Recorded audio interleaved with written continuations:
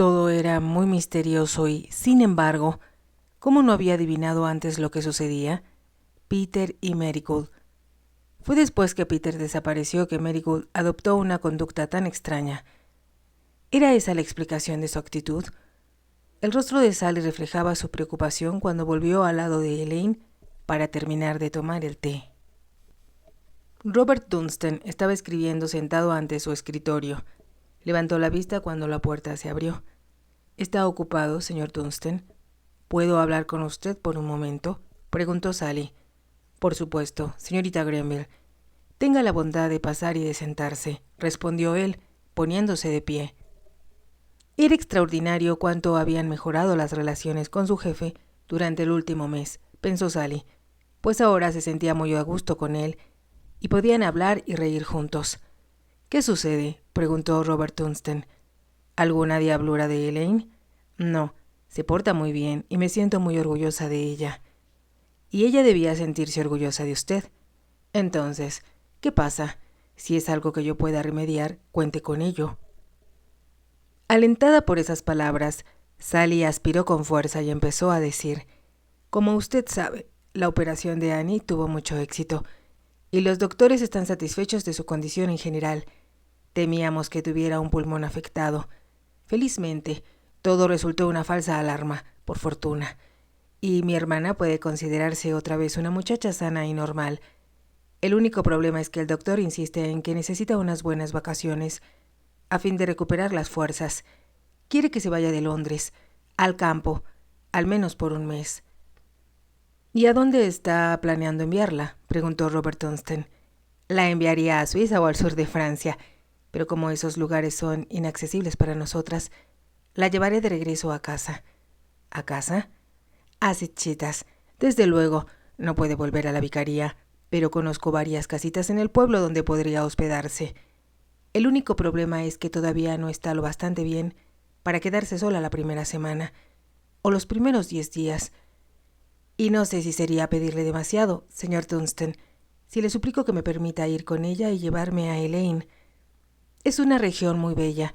A la niña le encantarán el mar y las playas. Hubo una larga pausa antes que él contestara. Supongo que usted no me permitiría enviar a su hermana a Suiza, ¿verdad? Oh, exclamó Sally sorprendida. Podría sugerir un viaje para Elaine y pedir a usted y a su hermana que la acompañaran. ¿No sería posible? No podemos concebir, usted y yo, algún plan que su hermana pueda aceptar sin sospechar nada. Sally sonrió. Es una bondad increíble la de usted, dijo ella, pero, con sinceridad, no creo que funcionaría. A Annie no le gustaría la idea, ni a mí tampoco. Solo estaba bromeando, por supuesto, cuando mencioné Suiza y el sur de Francia. Ahora comprendo que pareció que estaba pidiendo su ayuda. No, señorita Grenville, repuso Robert Dunstan, mirándola con gran solemnidad. Jamás pensaría tal cosa de usted. Gracias, y le agradezco también su bondadosa sugerencia. ¿Por qué no puede aceptarla? La salud de su hermana está en juego. No, no a tal grado, interrumpió Sally. Y no es cuestión de orgullo. Es que nos educaron acostumbradas a no hacer ciertas cosas, como aceptar regalos de desconocidos. ¿No es cierto? Parece considerarme como alguien a quien hubiera conocido en el tren. No, no es eso. Sally frunció el ceño. Quisiera poder explicarme. Es porque es tan fácil para usted, porque usted es rico y porque eso no se le hubiera ocurrido si yo no estuviera aquí, cuidando de Elaine. Son todas esas cosas las que hacen imposible para nosotras aceptar un regalo tan generoso de usted. No la comprendo, dijo Robert Dunstan. Quisiera poder hacerlo. Se levantó de pronto y caminó de un lado a otro de la habitación, como si algo lo preocupara. Sally advirtió que se sentía angustiado, y debido a que estaba tan acostumbrada a olvidarse de sus propios problemas para preocuparse de los demás, preguntó: ¿Puedo ayudarlo, señor Dunstan? Habló con voz suave y gentil, y él se detuvo frente a ella. Sally parecía muy pequeña e indefensa junto a la alta figura de Robert Dunstan.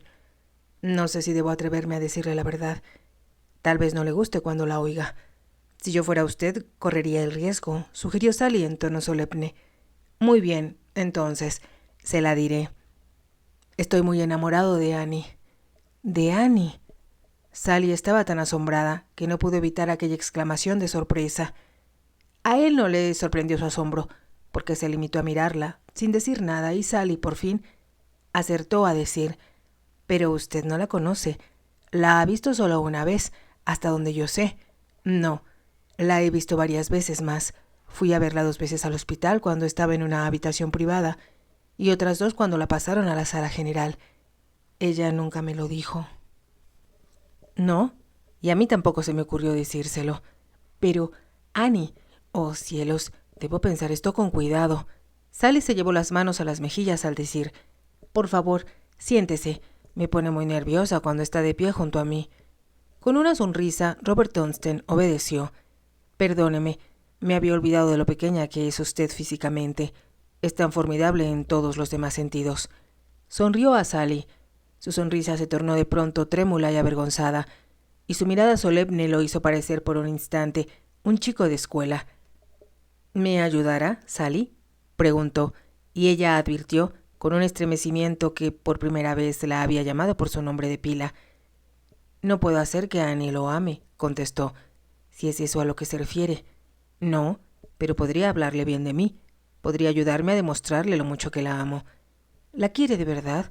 «Con toda mi alma». La voz de él tenía el dramatismo de un juramento. «Me gustaría mucho contarle algunas cosas que tal vez le ayuden a comprender cómo soy». Se había sentado y apoyó los codos sobre el escritorio. «Sé muy bien que debo parecerle duro, agresivo. Pero tuve que volverme así, Sally. Cuando era joven era demasiado sensitivo, hasta extremos ridículos». Robert Dunstan advirtió que había captado la atención de Sally y se dispuso a evocar sus más íntimos recuerdos. Era un chico astuto en la escuela y ganaba premios y becas con facilidad, pero no servía para ningún juego, porque mi padre, que era ambicioso hasta el fanatismo, nunca me permitió jugar. Puedo decir con sinceridad que cuando fui a la escuela preparatoria, tuve por primera vez una pelota en mis manos. Por eso no le simpatizaba a los demás chicos y, debido a sus burlas y desprecios, me aislé todavía más de ellos. Me concentré en ser el alumno más aplicado de la escuela y, aunque no conseguí el afecto de mis compañeros ni el de mis maestros, me decía que me bastaba con los elogios de mi padre. En la universidad logré hacer los primeros amigos que tuve en mi vida, pero al final del primer año mi padre me envió al extranjero. Primero fui a trabajar a una oficina de contadores en Alemania y después a un banco en Francia. A los 24 años, después de trabajar duramente, se me consideraba como un hombre de gran futuro en el mundo de las finanzas. Volví a Inglaterra para trabajar con mi padre, y entonces descubrí que él se estaba muriendo. Pero mi padre continuó trabajando hasta el fin y me mantuvo a su lado para ayudarle.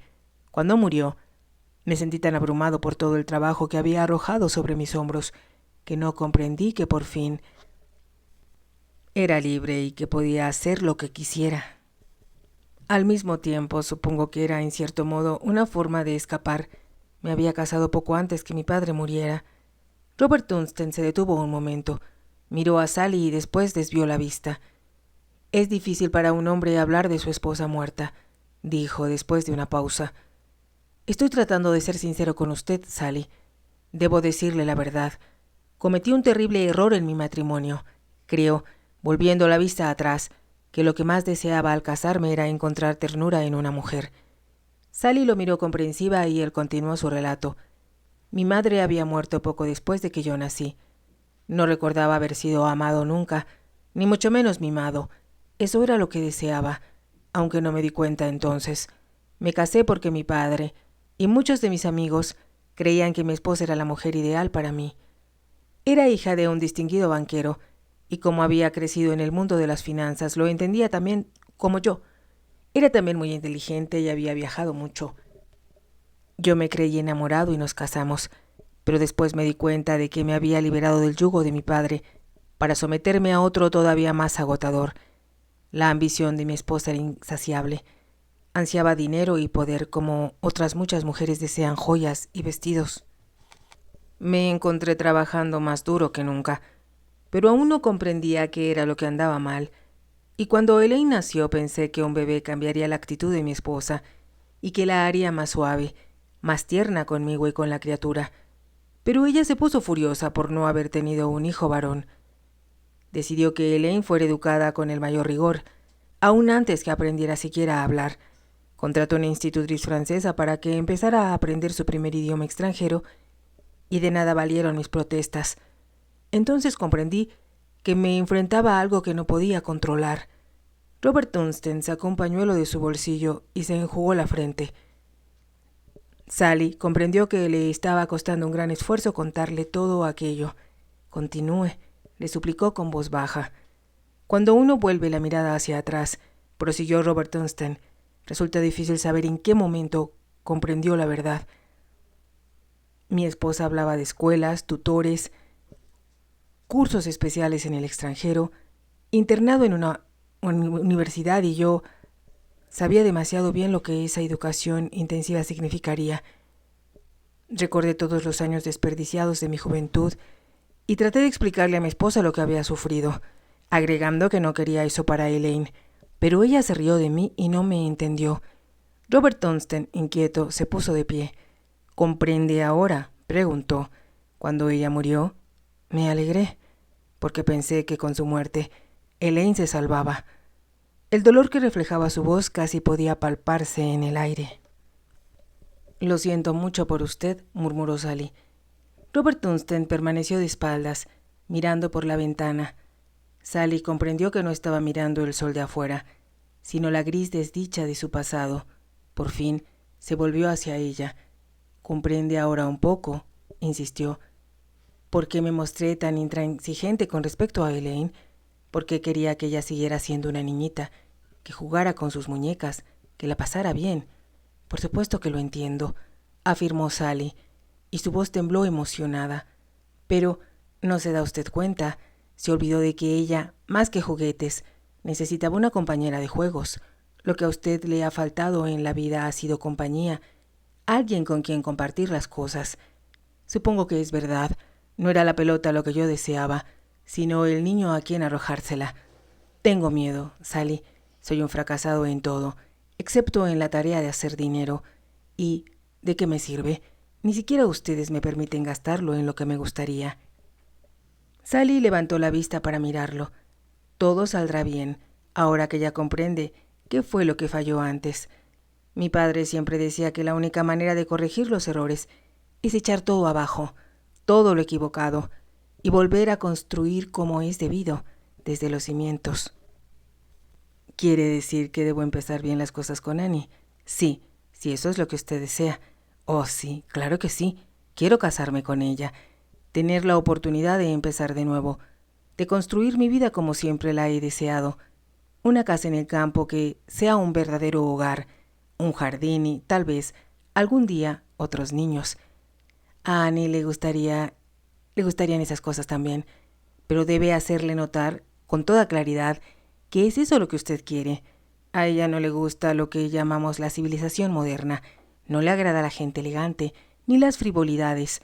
Anhela una vida tranquila y digna. Uno solo tiene que verla para comprenderlo, asintió Robert Dunstan. Pero, Sally, ella me da miedo. Todas ustedes me asustan. Son tan diferentes a cuantas personas he conocido. ¿Le ha dicho algo a Annie que le haga pensar que está enamorado de ella?, preguntó Sally. No me atrevería, confesó Robert Dunstan. Parece tonto decirlo, pero me siento más temeroso de lo que he estado nunca en mi vida. ¿Sabes, Sally? Nada me había importado tanto como esto. De pronto, ella sonrió, con la sonrisa radiante y feliz que la caracterizaba cuando se sentía confiada y segura. Si ama tanto a Annie como dice, y quiero creerlo, estoy segura de que ella aprenderá a amarlo, pero no la apresure. Annie detesta eso. Creo que lo mejor sería si usted lo acepta. Acepto cualquier cosa, la interrumpió Robert Dunstan con rapidez. Que usted viniera a Sitchitas cuando nosotras estemos allí. Continuó Sally. Hay muchos hoteles en St. Ives.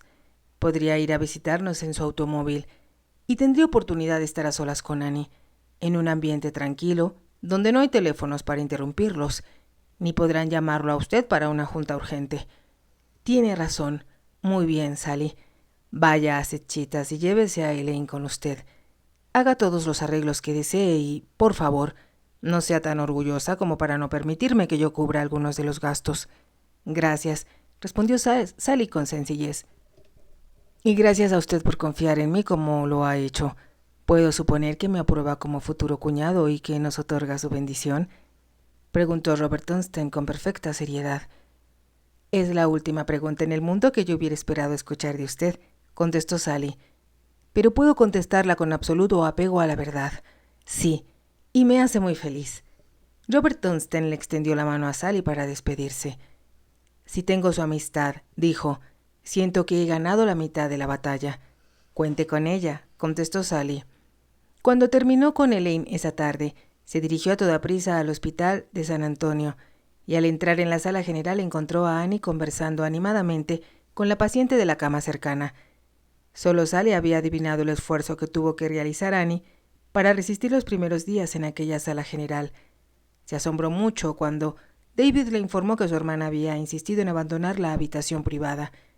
La encontró pálida y exhausta, en el fondo de una larga hilera de camas ocupadas por enfermas, y le pareció que ese sacrificio era innecesario y un poco histérico. Suplicó y hasta discutió con Annie, insistiendo en que debía volver a una habitación privada, pero ella se mostró inconmovible. Esta era la penitencia que Annie se había impuesto por haber rehuido y detestado siempre a los enfermos, obligándose a estar entre ellos.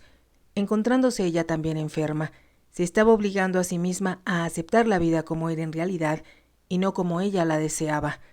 Solo Sally comprendió el enorme esfuerzo que había tenido que hacer Annie para lograr eso. Por fin Annie empezó a tranquilizarse, descubrió que era inútil huir de la enfermedad y que había que enfrentarse a ella con los mejores recursos de que uno dispusiera. Sally, al verla ahora sonreír y hablar con naturalidad con la enferma de la cama contigua, comprendió que Annie saldría de la prueba convertida en una persona mejor, tanto desde el punto de vista físico como el espiritual. «Hola, queridita», dijo Sally a Annie, y después saludó a la mujer de la cama contigua. «¿Cómo está usted esta noche, señora Hall?»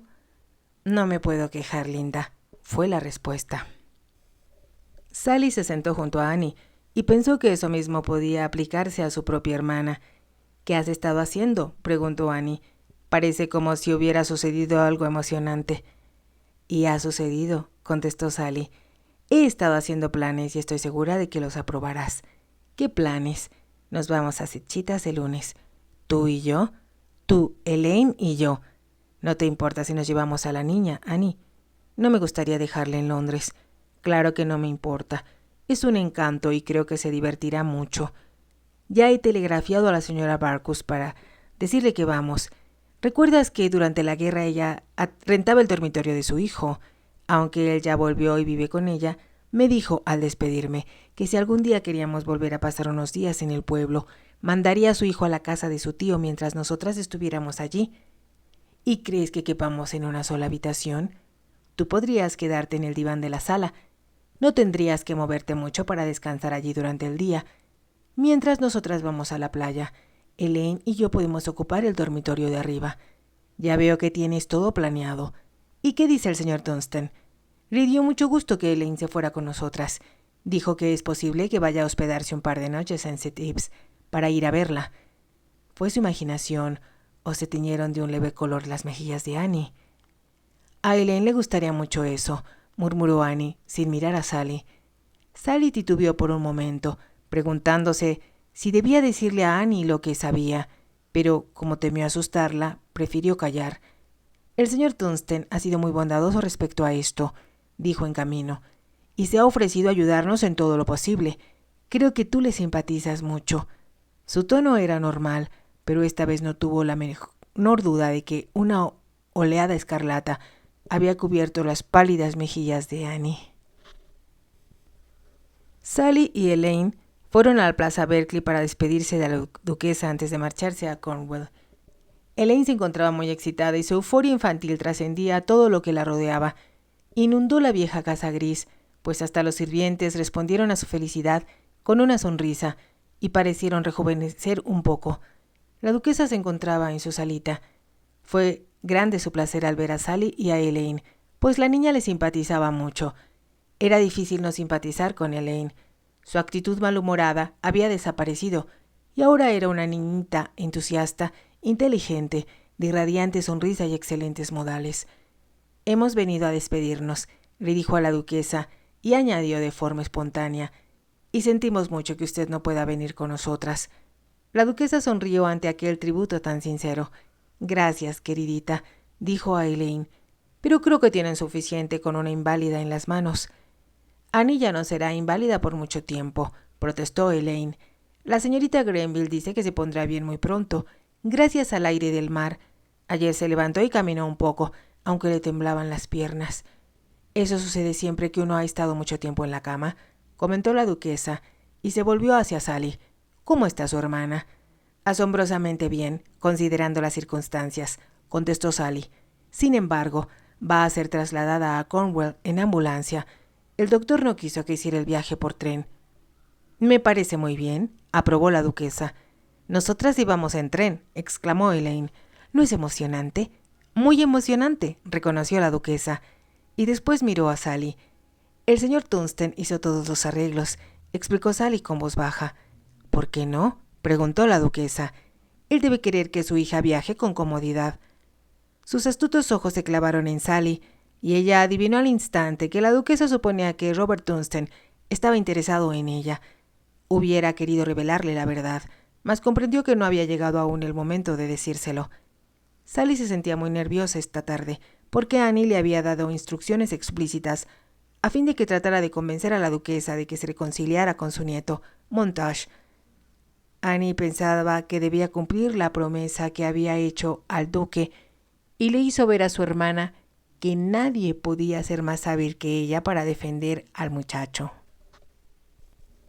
Sally le había prometido a Annie que haría lo posible por complacerla, pero ahora que estaba con la duquesa no sabía por dónde empezar. Fue Elaine quien le dio la oportunidad cuando alabó el abrecartas de plata en forma de espada que la duquesa tenía junto a ella. Me la regalaron mis hijos hace muchos años, en una Navidad, cuando eran niños todavía. ¿Tiene usted fotos de sus hijos cuando eran niños?, preguntó Sally, pensando que tal vez alguna fotografía le daría el pretexto que necesitaba para relatar a la duquesa lo que deseaba. Tengo centenares de ellas, contestó la duquesa riendo. Los encontrará en ese librero, detrás del piano, si quiere ver alguno. Me encantaría, contestó Sally. Se dirigió al librero y encontró pilas de pesados álbumes. Escogió uno al azar y regresó con él a la ventana. Elaine se acercó a ella y le dijo: «Mientras usted mira las fotos, señorita Grenville, ¿puedo ir a ver a Dalton?» «Claro que puedes», asintió la duquesa antes que Sally pudiera contestar.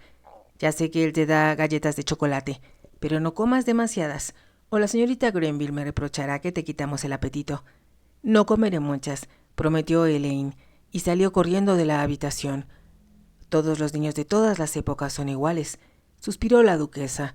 Sally había abierto el álbum y estaba mirando las primeras fotografías. «Creo que usted fue muy afortunada al tener una familia tan maravillosa.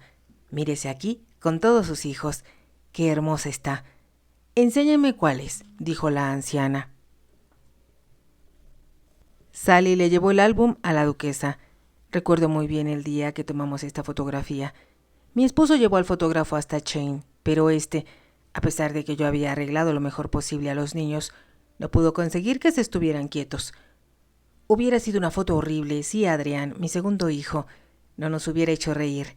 Era un chiquillo feliz y un imitador admirable.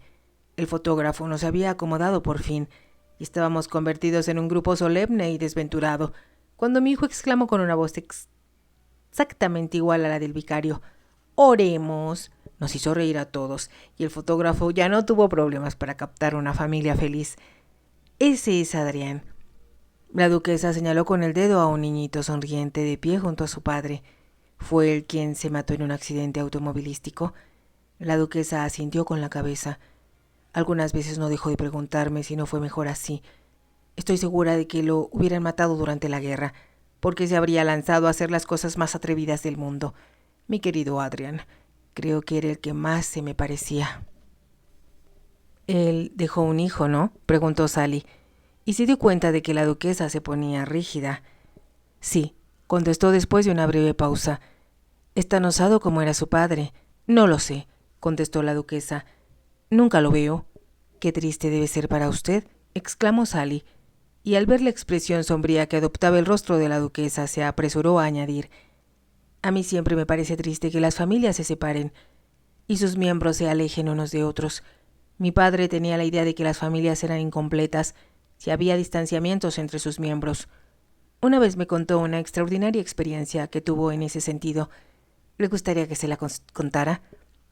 La duquesa seguía frunciendo el ceño y Sally comprendió que el simple hecho de referirse a su nieto la había perturbado. Sí, oigamos su historia, dijo después de un momento. Sally, sin detenerse, relató lo siguiente. Sucedió hace mucho tiempo, cuando mi padre acababa de llegar a Setchitas. Había allí una mujer, la señora Mullin, que tenía 5 hijos y un día mandó llamar a mi padre y le dijo que pronto moriría. Él la creyó porque era una mujer muy vieja y hacía ya mucho tiempo que estaba enferma. Después le comunicó que estaba dispuesta a confiarle sus ahorros, a fin de que, a su muerte, los repartiera entre su familia. El esposo de la mujer, que era un pescador, había muerto hacía ya varios años, y, aunque toda la familia había vivido siempre con gran frugalidad, la mujer había recibido una herencia, aunque no se lo comunicó a nadie. Con gran asombro de mi padre, le entregó una caja que había guardado por años debajo de su cama, la cual tenía casi 800 libras en monedas de oro, plata y cobre, pues muy pocos pescadores en ese tiempo confiaban en los bancos. Mi padre le preguntó cómo quería que se dividiera el dinero. En partes iguales entre mis 4 hijos, contestó ella. Pero usted tiene 5 hijos, protestó mi padre. Solo tengo 4. Ella no podía engañar a mi padre, pues él conocía a la familia desde que era niño. Sabía muy bien que Albert, el más joven de los 5 hijos, había reñido con su madre y se había ido de la casa. Esto sucedía en el invierno de 1914, y se rumoraba en el pueblo que Albert se había enrolado en el ejército. La mujer, sin embargo, se mostró inconmovible. «Dividirá ese dinero entre mis 4 hijos», repitió. Casi contra su voluntad, mi padre accedió a hacer lo que ella quería. Se llevó la caja a su casa y la puso en lugar seguro, y 3 meses más tarde tuvo el presentimiento, a medianoche, de que la señora Mullin lo estaba llamando. Decidió dirigirse a su casa y llegó allí en el momento en que salía uno de sus hijos. «Vaya, señor vicario», exclamó el hombre, «iba a buscarlo ahora mismo. Mi madre murió hace 20 minutos». Mi padre se dispuso a consolar a la familia y a hacer los arreglos para el funeral. Sin embargo, en los días siguientes no pudo dejar de pensar en la señora Mullin. Sin importar lo que estuviera haciendo, le parecía que ella estaba allí, junto a él. Al principio pensó que era solo su imaginación, pero luego se convenció de que era algo más que eso. En el fondo de su corazón sentía que la anciana quería decirle algo. Después del funeral, llegó el momento en que tuvo que informar a la familia acerca de la fortuna que les estaba esperando. Me contó varias veces cómo entró en la salita de la casa de la señora Mullin, donde esperaban sus 4 hijos con sus respectivas esposas, todos vestidos aún de luto. Mi padre llevaba consigo la caja que la señora Mullin le había dado. La puso sobre la mesa y empezó a explicar cuánto dinero contenía y a hablar de las instrucciones recibidas para dividirlo entre ellos. En aquel momento se sintió completamente convencido de que la señora Mullin estaba a su lado y casi le sorprendió que los demás no la vieran. Por fin, después de referirse a la muerta en términos de afecto y de respeto, añadió: «Tengo aquí el dinero que ella me dio para que fuera dividido entre sus 5 hijos». Pronunció aquellas palabras como si la señora Mullin se las hubiera dictado, y luego la presencia de la muerta pareció disiparse. Sally se detuvo un instante y después añadió: «El 5.º hijo volvió de la guerra un año más tarde. Había perdido un brazo y ganado una condecoración. Toda la familia y el pueblo entero estaban orgullosos de él. Poco después se casó con una muchacha del pueblo y con el dinero que había heredado de su madre abrió una tienda. Todavía está en Setchitas. Yo lo conozco muy bien». La duquesa no dijo nada, y como Sally se sentía turbada, empezó a dar vuelta con rapidez a las páginas del álbum. «Ah, aquí está una fotografía de sus hijos ya grandes», exclamó.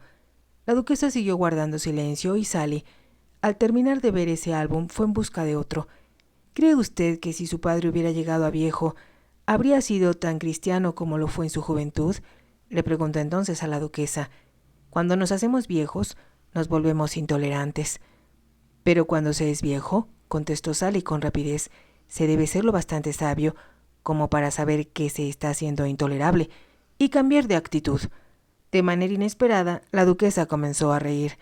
«Usted parece tener una respuesta para todo», dijo. «Pero me pregunto si cuando tenga mi edad le resultará fácil ver a sus nietos alejarse de usted y saber que la consideran una tonta. No creo que nadie piense eso de usted. Más bien creo que le tengan miedo». «Usted no me tiene miedo alguno», replicó la duquesa con voz aguda. «Yo no soy el nieto de usted». Sally se dio cuenta de que había cometido una indiscreción al decir eso, pero la duquesa, en lugar de enfadarse, se limitó a preguntarle: «¿Quién le contó lo de mi nieto?» «Annie». «¿Y quién se lo dijo a ella?» «Creo que fue el duque. Me parece que a él y a sus otros hijos les preocupa mucho ese problema que ha separado a la familia. Ellos también amaban a Lord Adrian». La duquesa hizo un gesto de impaciencia. «¿Qué saben ellos de amor? Él no era su hijo». De pronto su voz cambió. «Tal vez tenga razón, niña. Creo que todos se querían mucho entre ellos. Todos parecen haber amado a Lord Adrian. Y si ustedes lo echan de menos, imagínense lo que sentirá su hijo». «Bah», gruñó la duquesa. «Montage siempre me dio la impresión de ser un muchachito bastante insensible. Tal vez no sea una persona afecta a expresar sus sentimientos. O tal vez estaba celoso de usted». «¿Celoso de mí?», preguntó la duquesa mirando a Sally con incredulidad. «Sí, si dos personas aman mucho a otra, con frecuencia sienten celos. Es solo una idea mía, pero no puedo menos que pensar que Montage, si era el hombre adorable de quien todos hablan, debe haber amado a su padre, así que es posible que se haya sentido celoso del cariño que existía entre su padre y usted».